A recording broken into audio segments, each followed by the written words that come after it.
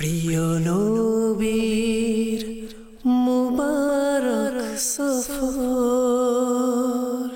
প্রিয় নবীর মুবারক সফর। আলহামদুলিল্লাহি রাব্বিল আলামিন ওয়াসসালাতু ওয়াসসালামু আলা সাইয়্যিদিল মুরসালিন, আম্মা বা'দ, ফাআউযু বিল্লাহি মিনাশ শাইতানির রাজীম। বিসমিল্লাহির রহমানির রহিম।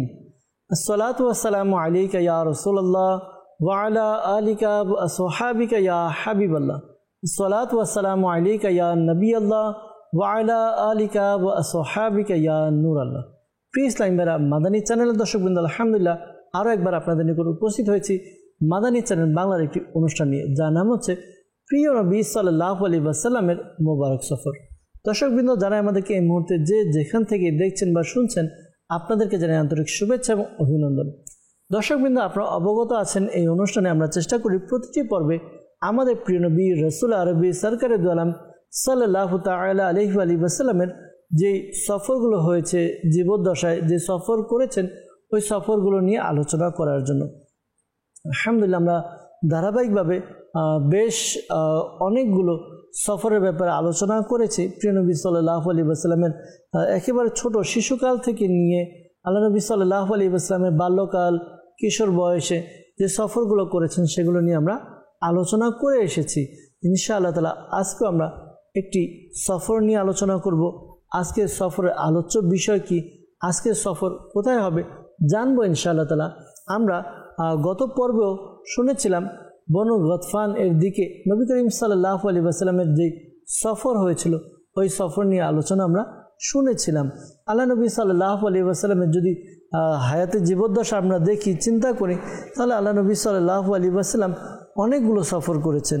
এই সফরগুলোর মধ্যে কখনো ছিল ব্যবসায়িক কাজ, কখনো বা দ্বীন ইসলামের প্রচারের কাজ ছিল, কখনো বা নিজের কোনো কাজ জন্য আল্লাহ নবী সাল্লাল্লাহু আলাইহি ওয়াসাল্লাম সফর করেছেন।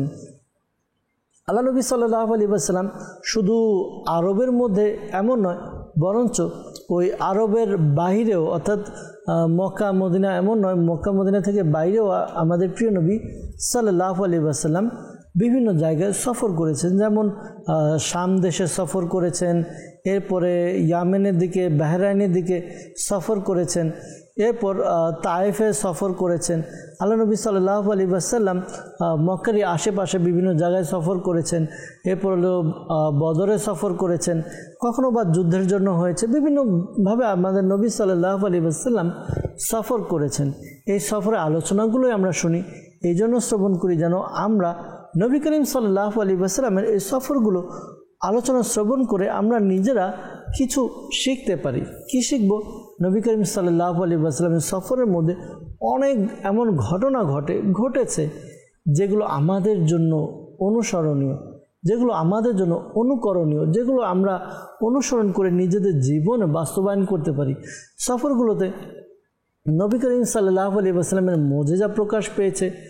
সফরের মধ্যে নবী করিম সাল্লাল্লাহু আলাইহি ওয়াসাল্লামের চরিত্রের আলোচনা হয়েছে, নবী করিম সাল্লাল্লাহু আলাইহি ওয়াসাল্লামের বিভিন্ন দিক নিয়ে আলোচনা হয়েছে। তো এইগুলো আমরা যখন শিখি, নবী করিম সাল্লাল্লাহু আলাইহি ওয়াসাল্লাম যখন সফর করেছেন, কোন আন্দাজে সফর করেছেন, নবী করিম সাল্লাল্লাহু আলাইহি ওয়াসাল্লাম সফর করেছেন তো মানুষের সাথে কিভাবে কথাবার্তা বলেছেন, নবী করিম সাল্লাল্লাহু আলাইহি ওয়াসাল্লাম ব্যবসা করেছেন, ব্যবসার জন্য সফর করেছেন, ব্যবসায়ীদের সাথে কিভাবে কথা বলেছেন, এই বিষয়গুলো আমরা পর্যায়ক্রমে শিখার সৌভাগ্য অর্জন করেছি। দর্শকবৃন্দ, আজকেও ইনশাআল্লাহ তাআলা আমরা সফর নিয়ে আলোচনা করব ইনশাআল্লাহ আজ্জা ওয়া জাল। আসুন আমরা অনুষ্ঠানের শুরুর দিকে আমাদের প্রিয় নবী রাসূল আরবি সরকারে দু আলম সাল্লাল্লাহু আলাইহি ওয়াসাল্লামের উপর দুরূদে পাক পাঠ করার ফজিলত সম্বলিত একটি হাদিসে মুবারাকা শ্রবণ করি। আমাদের প্রিয় নবী রাহমাতুল লিল আলামিন সাল্লাল্লাহু তাআলা আলাইহি ওয়াসাল্লাম ইরশাদ করেন, যে ব্যক্তি জুমার দিন আমার উপর 80 বার দুরূদে পাক পাঠ করবে, তার 80 বছরের গুনাহকে ক্ষমা করে দেয়া হবে। সুবহানাল্লাহ। চিন্তা করি দর্শকবৃন্দ, জুমার দিন দুরূদে পাক পাঠ করা কেমন ফজিলত! মাত্র 80 বার দুরূদে পাক পাঠ করব, 80 বছরের গুনাহ ক্ষমা হয়ে যাবে। দুরূদে পাক পাঠ করার সময় বা কত লাগে? সাল্লাল্লাহু আলা মুহাম্মদ, আসসালাতু ওয়াসসালামু আলাইকা ইয়া রাসূলুল্লাহ। দুইবার দুরূদে পাক পাঠ করা হয়ে গেছে, সময় হয়তো 4-5 সেকেন্ড লেগেছে। 80 বার দুরূদ পাক পাঠ করার জন্য হয়তো বা সর্বোচ্চ 5 মিনিট সময় লাগবে। তো 5 মিনিট যদি আমরা দুরূদ পড়ি, সারাদিনে 80 বার দুরূদে পাক পাঠ করা হয়ে যাচ্ছে। আল্লাহ তাআলা আমাদেরকে বুঝার তৌফিক দান করুক। দর্শকবৃন্দ, আসলে আমরা অনুষ্ঠানের বরকতের জন্য দুরূদে পাক পাঠ করি। সাল্লু আলাল হাবিব সাল্লাল্লাহু তাআলা আলা মুহাম্মদ সাল্লাল্লাহু তাআলা আলাইহি ওয়াসাল্লাম। নবী করিম সাল্লাল্লাহু আলাইহি ওয়াসাল্লামের সফর নিয়ে আলোচনা করছিলাম। বিশেষ করে গত পর্বে আমরা শুনেছিলাম নবী করিম সাল্লাল্লাহু আলাইহি ওয়াসাল্লাম বনু গতফানের দিকে সফর করেছেন। সেখানে কিছু ঘটনা ঘটেছিল। সেখানে কিছু লোক তারা বিশেষ করে দাসুর বিন হারিস সে ইসলাম গ্রহণ করেছিল, মুসলমান হয়ে গিয়েছিল। তো কিভাবে ঘটনা কিছুটা এরকম ছিল, পিছন থেকে বলে আসার উদ্দেশ্য যেন আমাদের পিছনের ঘটনাগুলো যেন মুখস্থ হয়ে যায় বা আমাদের স্মরণে চলে আসে। নবী করিম সাল্লাল্লাহু আলাইহি ওয়াসাল্লাম এবং সাহাবাই কিরাম যখন যাচ্ছিলেন, তখন পথিমধ্যে যখন বৃষ্টি হলো, বৃষ্টির সময় সাহাবাই কিরাম ভিজে গেলেন। তখন তারা কি করলেন, তাদের কাপড়গুলো একটু খুলে করলেন, শুকানোর জন্য দিলেন। নবী করিম সাল্লাল্লাহু আলাইহি ওয়াসাল্লাম একটি গাছের নিচে আরাম করছিলেন। আর তখন কি হলো, ওই দাসুর বিন হারিস তাকে শয়তান কুমন্ত্রণা দিল নবী করিম সাল্লাল্লাহু আলাইহি ওয়াসাল্লামকে হত্যা করার জন্য। দাসুর সে কি করলো, নবী করিম সাল্লাল্লাহু আলাইহি ওয়াসাল্লামকে হত্যা করার জন্য মন্দ উদ্দেশ্য নিয়ে কি করলো, আঘাতে লাগলো।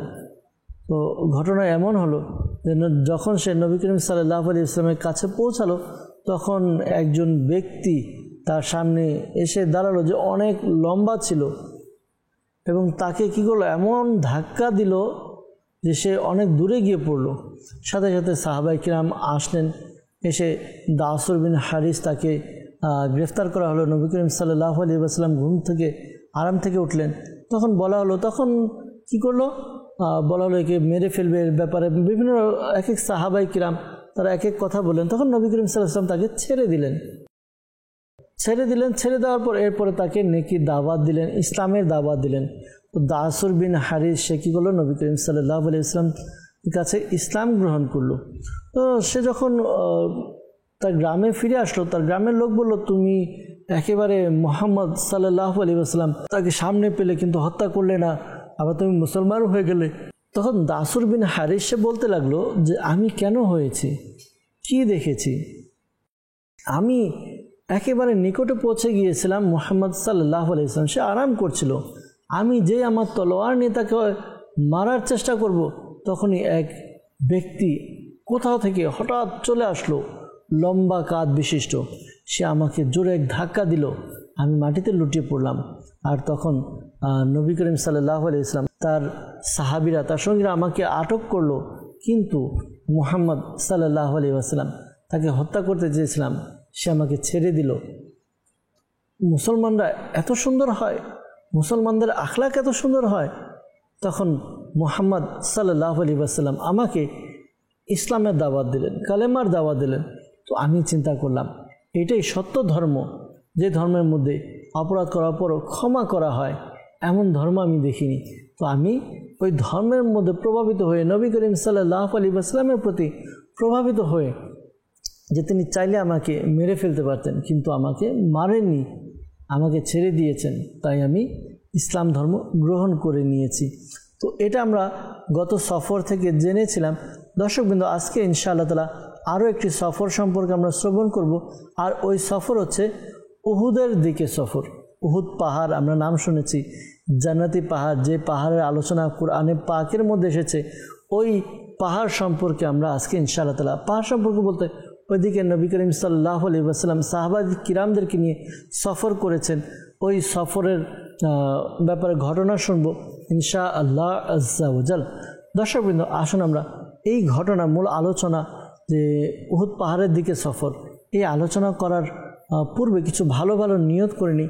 কারণ হাদিসে মুবারাকার মধ্যে এসেছে, নিয়াতুল মুমিনি খায়রুম মিন আমালিহি, মুসলমানের নিয়ত তার আমল অপেক্ষা উত্তম।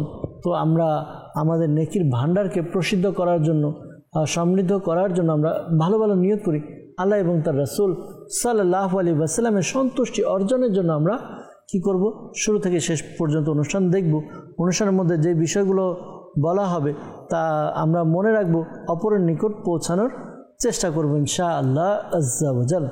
দর্শকবৃন্দ, এই যে সফর নবী করিম সাল্লাল্লাহু আলাইহি ওয়াসাল্লাম করেছেন উহুদ পাহাড়ের দিকে, এই সফরটা মূলত উহুদ যে যুদ্ধ হয়েছে ওই যুদ্ধের আলোকেই, অর্থাৎ যুদ্ধের জন্যই এই সফর করা হয়েছিল। আর এই সফরের মধ্যে রাসূল করিম সাল্লাল্লাহু আলাইহি ওয়াসাল্লামের সঙ্গে ইসলামী সৈন্যও ছিল, মুসলমান অনেক লস্কর সৈন্যবাহিনী ছিল।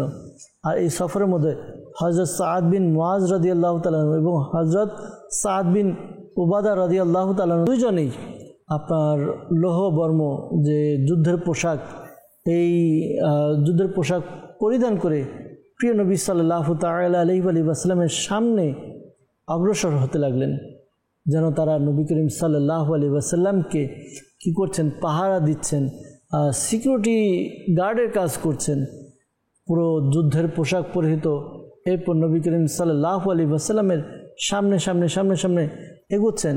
আর এই মুবারক সফর 6 শাওয়াল 3 হিজরিতে সংগঠিত হয়।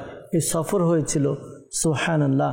আর এই সফরের দূরত্ব নির্ধারণ করা হয়েছিল যখন নবী করিম সাল্লাল্লাহু আলাইহি ওয়াসাল্লাম শাইখাইন নামক স্থানের মধ্যে পৌঁছান। তো সেখানে পৌঁছানোর পর নবী করিম সাল্লাল্লাহু আলাইহি ওয়াসাল্লাম এক জোরে আওয়াজ শুনলেন যে কোনো এক জামাতের থেকে আওয়াজ আসছে, তারা প্রার্থনা করছে। তখন নবী করিম সাল্লাল্লাহু আলাইহি ওয়াসাল্লাম জিজ্ঞাসা করলেন, এই যে যারা প্রার্থনা করছে তারা কারা, কোন লোক তারা? তখন নবী করিম সাল্লাল্লাহু আলাইহি ওয়াসাল্লামকে বলা হলো যে তারা আব্দুল্লাহ বিন আবি সুলুক, তার ইহুদি সঙ্গী।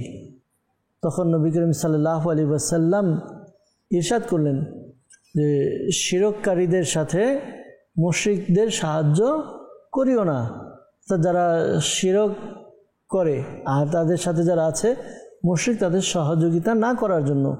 এরপরে রাসূল সাল্লাল্লাহু আলাইহি ওয়াসাল্লাম একটি জায়গায় পৌঁছালেন।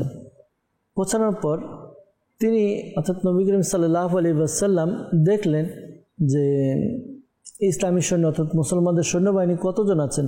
নবী করিম সাল্লাল্লাহু আলাইহি ওয়াসাল্লাম সৈন্যের সংখ্যা গুনতে লাগলেন, 1-2 করে সংখ্যা গুনছিলেন। এবং সাহাবায়ে কিরাম আলাইহিমুর রিদওয়ানদের মধ্যে যারা বাচ্চা এসেছিল, ছোট ছোট বাচ্চা যারা এসেছিল, তারাও যুদ্ধে অংশগ্রহণ করবে, তারাও নবী করিম সাল্লাল্লাহু আলাইহি ওয়াসাল্লামের সাথে উহুদ পাহাড়ের দিকে যাবে। তো তাদেরকে দেখলেন, দেখে তাদেরকে কী করলেন, যারা ছোট ছোট ছিল তাদেরকে বাড়ি পাঠিয়ে দিলেন যে তোমরা মদিনায়ে মুনাওয়ারাতে ফিরে যাও, অর্থাৎ তোমরা নিজ নিজ ঘরে ফিরে যাও। আর এই বাচ্চাদের মধ্যে কারা কারা ছিলেন, হযরত যায়েদ বিন আরকাম রাদিয়াল্লাহু তাআলা আনহু, হযরত আব্দুল্লাহ বিন উমর রাদিয়াল্লাহু তাআলা আনহু, হযরত আবু সাঈদ খুদরি রাদিয়াল্লাহু তাআলা আনহু, হযরত রাফি রাদিয়াল্লাহু তাআলা আনহু, হযরত সামুরা বিন জুনদুব রাদিয়াল্লাহু তাআলা আনহু, হযরত বারা বিন আজিব রাদিয়াল্লাহু তাআলা আনহু, হযরত যায়েদ বিন সাবিত এবং হযরত উসামা বিন যায়েদ, হযরত আসাদ বিন জহির রাদিয়াল্লাহু তাআলা আনহুম, তারা কি অন্তর্ভুক্ত ছিলেন, ছোট ছিলেন। তখন প্রিয় নবী সাল্লাল্লাহু তাআলা আলাইহি ওয়াসাল্লাম সবাইকে বললেন, তোমরা কাজ করো, তোমরা মদিনায় ফিরে যাও, অর্থাৎ নিজ নিজ ঘরে ফিরে যাও। তখন হযরত আসাদ বিন জহির রাদিয়াল্লাহু তাআলা আনহু আরজ করলেন যে ইয়া রাসূলুল্লাহ সাল্লাল্লাহু আলাইহি ওয়াসাল্লাম, এই যে রাফে, সে ভালো তীরন্দাজ, তা তীর চালাতে পারে। তখন হযরত রাফি রাদিয়াল্লাহু তাআলা আনহু ওই সময় কী করলেন, নিজে হাত তুলেন। আর মানে খুব আশ্চর্যের বিষয় দর্শকবৃন্দ, যদি আমরা দেখি সাহাবায়ে কিরাম নবী করিম সাল্লাল্লাহু আলাইহি ওয়াসাল্লামের প্রতি কেমন উৎসর্গিত ছিল।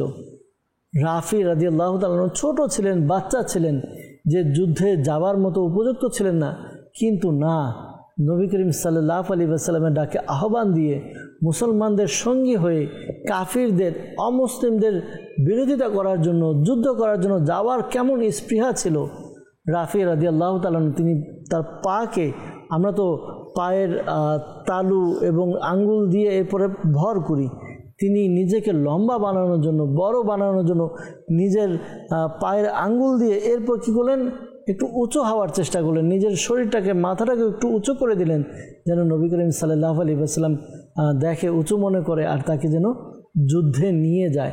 চিন্তা করুন আমাদের সাহাবাই কিরাম কেমন ছিলেন দিন ইসলামের প্রচার প্রসার করার জন্য।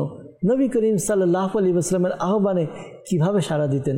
তো নবী করিম সাল্লাল্লাহু আলাইহি ওয়াসাল্লাম যখন শুনলেন যে হযরত রাফে রাদিয়াল্লাহু তাআলা আনহু তিনি ভালো তীরন্দাজ, তীর চালাতে পারেন আর দেখতে একটু লম্বা দেখা যায়, তখন বললেন ঠিক আছে তাকে আমাদের সাথে নিয়ে চলো। তো তার ব্যাপার অনুমতি হয়ে গেল। প্রিয় নবী সাল্লাল্লাহু আলাইহি ওয়াসাল্লাম, সাহাবাই কিরাম এবং হযরত রাফে রাদিয়াল্লাহু তাআলা আনহু একসাথে চলতে লাগলেন। দেখুন সাহাবাই কিরাম তো সাহাবাই কিরাম, বাচ্চাদের মধ্যে কেমন জজবা। তখন আরেকজন বাচ্চা শিশু বলতে বালক, যার নাম হচ্ছে হযরত সামুরা বিন জুনদুব রাদিয়াল্লাহু তাআলা আনহু, তিনি আসলেন, সামনে এগিয়ে আসলেন এবং তিনি দেখলেন হযরত রাফি রাদিয়াল্লাহু তাআলা আনহু তাকে অনুমতি দেওয়া হয়েছে, তো সাথে নিয়ে যাওয়ার অনুমতি হয়েছে। তখন তিনি হযরত সামুরা বিন জুনদুব রাদিয়াল্লাহু তাআলা আনহু এক সাহাবী রাদিয়াল্লাহু তাআলা আনহুর কাছে গেলেন, গিয়ে বললেন যে রাফে সে তো অনুমতি পেয়ে গেছে, তো আমি কেন অনুমতি পাবো না? আমিও তার চাইতে ভালো শক্তিশালী, আমি তার চাইতে ভালো লড়াই করতে পারি, আমি কুস্তিতে তাকে হারাতে পারবো, তো আমার কাছে এত শক্তি আছে, আমি তাকে কুস্তিতে হারাতে পারবো। যদি সে যেতে পারে আমি যেতে পারবো না কেন? তখন নবী করিম সাল্লাল্লাহু আলাইহি ওয়াসাল্লামকে ওই সাহাবী রাদিয়াল্লাহু তাআলা আনহু বললেন যে ইয়া রাসূলুল্লাহ, এমন এমন ঘটনা রাফি রাদিয়াল্লাহু তাআলা আনহুর ব্যাপারে এসেছে, সামুরা বিন জুনদুব সে বলছে সে নাকি কুস্তিতে তাকে হারাবে। নবী করিম সাল্লাল্লাহু আলাইহি ওয়াসাল্লাম অনুমতি দিয়ে দিলেন, ঠিক আছে তাদের কুস্তিতে লড়াই করো। যখন লড়াই হলো ঠিক ওই রকমই হলো যেমনটি সামুরা বিন জুনদুব রাদিয়াল্লাহু তাআলা আনহু বলেছিলেন। ওই কুস্তির মধ্যে সামুরা বিন জুনদুব রাদিয়াল্লাহু তাআলা আনহু তিনি কী করেছেন, হযরত রাফি রাদিয়াল্লাহু তাআলা আনহুকে হারিয়ে দিয়েছেন। তখন নবী করিম সাল্লাল্লাহু আলাইহি ওয়াসাল্লাম এটা দেখে কী করলেন, যে তাদের উভয়কে অনুমতি দিয়ে দিলেন যে ঠিক আছে তোমরা উভয় চলো। নবী করিম সাল্লাল্লাহু আলাইহি ওয়াসাল্লাম তাদেরকে সঙ্গে নিয়ে অগ্রসর হলেন। রাত হয়ে গেল, তারা এক জায়গায় অবস্থান করছেন, অবস্থান করে সেখানে ঈশার নামাজ আদায় করলেন এবং প্রিয় নবী সাল্লাল্লাহু আলাইহি ওয়াসাল্লাম বলতে লাগলেন যে আজকে রাত্রে আমরা এখানে থাকব, আর আজ রাতে আমাদেরকে কে পাহারা দিবে, নিরাপত্তা দিবে কে, নিগরানি কে করবে, কে দেখে রাখবে? তখন এক সাহাবী রাদিয়াল্লাহু তাআলা আনহু তিনি উঠে আরজ করলেন, ইয়া রাসূলুল্লাহ, আমি নিরাপত্তা দিব, আমি কি করব, সবাইকে দেখে রাখব। তখন নবী করিম সাল্লাল্লাহু আলাইহি ওয়াসাল্লাম জিজ্ঞাসা করলেন তুমি কে? আরজ করলো যে আমি জাকওয়ান। উনি ইরশাদ করলেন তুমি বসে যাও। এরপর নবী করিম সাল্লাল্লাহু আলাইহি ওয়াসাল্লাম আবার জিজ্ঞাসা করলেন যে আজকে রাত্রে আমাদেরকে হেফাজত কে করবে? তখন এক সাহাবী উঠে দাঁড়ালেন। তখন নবী করিম সাল্লাল্লাহু আলাইহি ওয়াসাল্লামকে বললেন যে ইয়া রাসূলুল্লাহ, আমি এই কাজকে আঞ্জাম দেব, আমি এই কাজ করতে চাই, আমি এই কাজ আমি পাহারা দেব। নবী করিম সাল্লাল্লাহু আলাইহি ওয়াসাল্লাম বললেন তুমি কে? তখন সে বলল আমি আবু সাবা। তখন রাসূল পাক সাল্লাল্লাহু আলাইহি ওয়াসাল্লাম বললেন বসে যাও। তখন নবী করিম সাল্লাল্লাহু আলাইহি ওয়াসাল্লাম তৃতীয়বার জিজ্ঞাসা করলেন আজকে রাতে আমাদেরকে কে পাহারা দিবে? তখন একজন দাঁড়িয়ে বলল যে ইয়া রাসূলুল্লাহ, যদি অনুমতি পাই আমি পাহারা দেব। তখন জিজ্ঞাসা করলো তুমি কে? তখন বলল আমি ইবনে আব্দে কাইস। তখন নবী করিম সাল্লাল্লাহু আলাইহি ওয়াসাল্লাম বললেন বসে যাও। কিছুক্ষণ পর অর্থাৎ কিছুক্ষণ অতিবাহিত হলো। এরপরে প্রিয় নবী সাল্লাল্লাহু আলাইহি ওয়াসাল্লাম আহ্বান করলেন যে তোমরা দাঁড়িয়ে যাও। তখন হযরত জাকওয়ান দাঁড়ালো। প্রিয় নবী সাল্লাল্লাহু আলাইহি ওয়াসাল্লাম বলেন যে তোমার সাথে দুইজন ছিল, এরা কোথায়? তখন ওই জাকওয়ান, হযরত জাকওয়ান রাদিয়াল্লাহু তাআলা আনহু তিনি বললেন ইয়া রাসূলুল্লাহ সাল্লাল্লাহু আলাইহি ওয়াসাল্লাম, তিনবার আমিই দাঁড়িয়েছিলাম, আমি উত্তর দিয়েছিলাম। তখন রাসূল পাক সাল্লাল্লাহু আলাইহি ওয়াসাল্লাম তাকে অনুমতি দিলেন যে ঠিক আছে তুমি কি করো, তুমি পাহারা দাও। তখন হযরত জাকওয়ান রাদিয়াল্লাহু তাআলা আনহু নিজে ওই যুদ্ধের পোশাক বর্ম পরে নিলেন এবং ঢাল নিজের কাঁধে নিলেন এবং তিনি পুরো রাত লস্করদেরকে পাহারা দিতে লাগলেন। এদিক থেকে সেদিক ঘুরতে লাগলেন। রাসূল পাক সাল্লাল্লাহু আলাইহি ওয়াসাল্লামের যে তাঁবু ছিল এই তাঁবুর সামনে এসে দাঁড়াতেন, এটা আশেপাশে দেখতেন, যেতেন, এদিক সেদিক যেতেন। তখন নবী করিম সাল্লাল্লাহু আলাইহি ওয়াসাল্লাম এটা দেখে নবী করিম সাল্লাল্লাহু আলাইহি ওয়াসাল্লাম আরাম করার জন্য শুয়ে পড়লেন। যখন রাতের একেবারে শেষ প্রহর হলো, তখন রাসূল পাক সাল্লাল্লাহু আলাইহি ওয়াসাল্লাম জাগ্রত হলেন এবং ইরশাদ করলেন, এমন কেউ আছে পথ প্রদর্শক যে আমাদেরকে ভালোভাবে রাস্তা দেখিয়ে নিয়ে যাবে? কেননা এমন হতে পারে যে সামনে দুশমনদের ঘাঁটি হবে, তো তাদের চোখে আড়াল দিয়ে অন্য কোনো রাস্তা, নতুন রাস্তা বা ভালো রাস্তা দিয়ে আমাদেরকে নিয়ে যাবে। তখন এক সাহাবী রাদিয়াল্লাহু তাআলা আনহু, হযরত আবু হাশমা হারিসি রাদিয়াল্লাহু তাআলা আনহু, তিনি এই খিদমত করার জন্য কি করলেন, রেডি হলেন, ঘোষণা করলেন যে আমি রাস্তা দেখিয়ে নিয়ে যাব। এরপর রাসূল পাক সাল্লাল্লাহু আলাইহি ওয়াসাল্লাম ঘোড়ায় আরোহণ করলেন এবং আবু হাশমা ওই সাহাবী রাদিয়াল্লাহু তাআলা আনহু কি হলেন, পথ প্রদর্শক হলেন। আর রাস্তায় মানে না চাওয়া সত্ত্বেও এক মুনাফিকের বাগান দিয়ে কি হচ্ছে, অতিবাহিত হচ্ছিলেন। তখন ওই মুনাফিক, যার নাম ছিল রাবে বিন কুবতি, সে এমনি বাহ্যিকভাবে অন্ধ ছিল আর অন্তরের দিক দিয়ে তো অন্ধ ছিল, যেহেতু মুনাফিক ছিল। তো সে কী করলো, যখন খবর পেল যে রাসূল পাক সাল্লাল্লাহু আলাইহি ওয়াসাল্লাম তার বাগান দিয়ে যাচ্ছে, তখন সে ইসলামী সৈন্যদের সামনে কী করলেন, মাটি উড়াতে লাগলেন আর বদদুয়া করতে লাগলেন, না বিভিন্ন কথা বলতে লাগলেন। যদি তুমি আল্লাহর রাসূল হতে তাহলে আমার বাগান দিয়ে কখনো প্রবেশ করতে না। এই কথা শুনে হযরত সাঈদ বিন যায়েদ বিন আশহাল রাদিয়াল্লাহু তাআলা আনহু, তিনি নিজের হাতে যেই এক কামান ছিল, ওই কামান কি করলো, ওই অন্ধ যে ছিল মুনাফিক তার মাথার মধ্যে বাড়ি মারলো, আর সাথে সাথে তার মাথা ফেটে গেল, তার রক্ত প্রবাহিত হতে লাগলো। রাসূল পাক সাল্লাল্লাহু আলাইহি ওয়াসাল্লাম বলতে লাগলেন যে তাকে ছেড়ে দাও, সে অন্ধ, অন্তর দিয়েও অন্ধ। তখন ওই সময় ওই মুনাফিকের সাথে একজনের ভালো সম্পর্ক ছিল, বনু হারিসা, ওই গোত্রের সাথে তার ভালো সম্পর্ক ছিল। আর ওই গোত্রের কিছু লস্কর তারাও এই সফরের মধ্যে ছিল। তখন তারা ওই হযরত সাইয়েদনা সাঈদ বিন যায়েদ বিন আশহাল রাদিয়াল্লাহু তাআলা তাকে বলতে লাগলো, যেটা তুমি ইচ্ছা করে করলে, তুমি আমাদেরকে দেখতে পারো না, এই কারণে তুমি এর উপর আঘাত করেছো। জানো যে আমাদের গোত্রের সাথে তার ভালো সম্পর্ক, তুমি নিজে থেকে এই কাজটা করলে, তুমি তোমার আগের দুশ্মনীগুলো এখন এটা উঠিয়ে নিচ্ছ। তখন হযরত উসাইদ বিন হাসির রাদিয়াল্লাহু তাআলা সামনে অগ্রসর হলেন এবং বললেন যে খোদার শপথ, আল্লাহ তাআলার কসম, এটা তোমাদের সাথে দুশ্মনীর নতিজা নয়, বরঞ্চ এটা তোমাদের যে মুনাফিকি ছিল এই মুনাফিকির পরিণাম। আর আল্লাহর কসম, যদি রাসূল সাল্লাল্লাহু আলাইহি ওয়াসাল্লাম ইরশাদ করতেন তাহলে তোমাদের এবং ওই সকল ব্যক্তি যারা তোমাদের মতো, তাহলে তাদের গর্দান উড়িয়ে দিতাম। রাসূল পাক সাল্লাল্লাহু তাআলা আলাইহি ওয়াসাল্লাম ইশারার মাধ্যমে তাকে থামতে বললেন।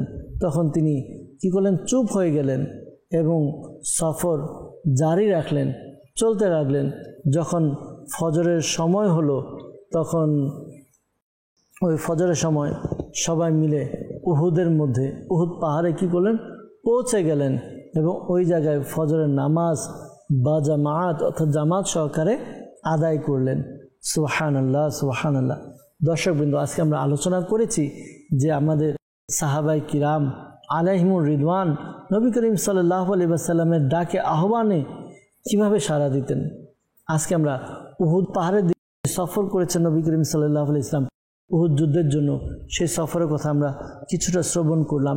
এর মধ্যে কিছু শিক্ষণীয় বিষয় রয়েছে, এই বিষয়গুলো আমরা জানলাম যে দিনে ইসলামের জন্য, নবী করিম সাল্লাল্লাহু আলাইহি ওয়াসাল্লামের জন্য সাহাবাই কিরাম নিজের জীবন দেওয়ার জন্য কীভাবে প্রস্তুত ছিল। আর ছোট ছোট বাচ্চা, তারাও ঘরে থাকতো না, তারাও কি করতো, যুদ্ধের ময়দানে অংশগ্রহণ করার জন্য নিজেকে তৈরি রাখতো। শুধু তৈরি নয়, কেমন ব্যাকুল ছিল তারা, কোনো না কোনো বাহানা তারা তালাশ করতো যে আমরা যেন যুদ্ধে অংশগ্রহণ করতে পারি। কিন্তু অনেক আফসোসের সাথে বলতে হয়, এখন আমাদের সন্তানদেরকে ইসলামী নিয়ম কানুন আইন অনুযায়ী তাদেরকে পরিচালনা করব, তাদেরকে নেককার বানাবো, কিন্তু এই ব্যাপারেও আমাদের অলসতা। আমাদের সন্তানরা দিন থেকে দূরে, আমাদের সন্তানরা মুসলমান তো, কিন্তু মুসলমানের যেই ঈমান, আমল এগুলো থেকে অনেক অনেক অনেক দূরে। আমরা নিজেরা হয়তো দেখা যায় নামাজ পড়ি, কিন্তু নিজের সন্তানদেরকে নামাজের ব্যাপারে উৎসাহ দিই না। নিজে হয়তো বা রোজা রাখি, নিজে হয়তো বা কিছু আমল করি, কিন্তু সন্তানদেরকে এই ব্যাপারে শিক্ষা দিই না। আর এই কারণেই দেখা যায় আমাদের যুব সমাজ আজকে গুনাহের মধ্যে লিপ্ত রয়েছে, গুনাহের মধ্যে তারা ডুবে আছে। আমাদেরকে পরিবর্তন করতে হবে, নিজেদের সন্তানদেরকে ইসলামী শিক্ষায় শিক্ষিত করতে হবে, তাদেরকে ইসলামী অনুপ্রেরণা দিতে হবে, তাদেরকে ইসলামী আমল দেখাতে হবে যে আমাদের নবী করিম সাল্লাল্লাহু আলাইহি ওয়াসাল্লামের যুগে কেমন ছিল ছোট বাচ্চারা, সন্তানরা কেমন ছিল, বাবারা কেমন ছিল। আল্লাহ তাআলা আমাদেরকে তৌফিক দান করুক। দর্শকবৃন্দ, আলোচনা আজকে করেছি, এ থেকে কিছু শিখতে পেরেছি। ইনশাআল্লাহ তাআলা আগামী পর্বে আরও একটি সফর নিয়ে আলোচনা করব, যে সফরে নবী করিম সাল্লাল্লাহু আলাইহি ওয়াসাল্লাম থাকবেন এবং সাহাবায়ে কিরাম থাকবেন। নতুন জায়গা হবে, নতুন ঘটনা শুনে আমরা আমাদের ঈমানকে তাজা করতে পারবো, আমাদের ঈমানকে মজবুত করতে পারবো। আমরা সফর থেকে অনেক কিছু শিখতে পারবো ইনশাআল্লাহ আজ্জা ওয়া জাল। আগামী পর্ব দেখার অনুরোধ জানিয়ে আজকের পর্ব এখানেই শেষ করছি। ভালো থাকবেন, সুস্থ থাকবেন, মাদানী চ্যানেলের সঙ্গেই থাকবেন। সাল্লু আলাল হাবিব সাল্লাল্লাহু তাআলা আলা মুহাম্মদ সাল্লাল্লাহু তাআলা আলাইহি ওয়াসাল্লাম। প্রিয় নবীর মুবারক সফর, প্রিয় নবীর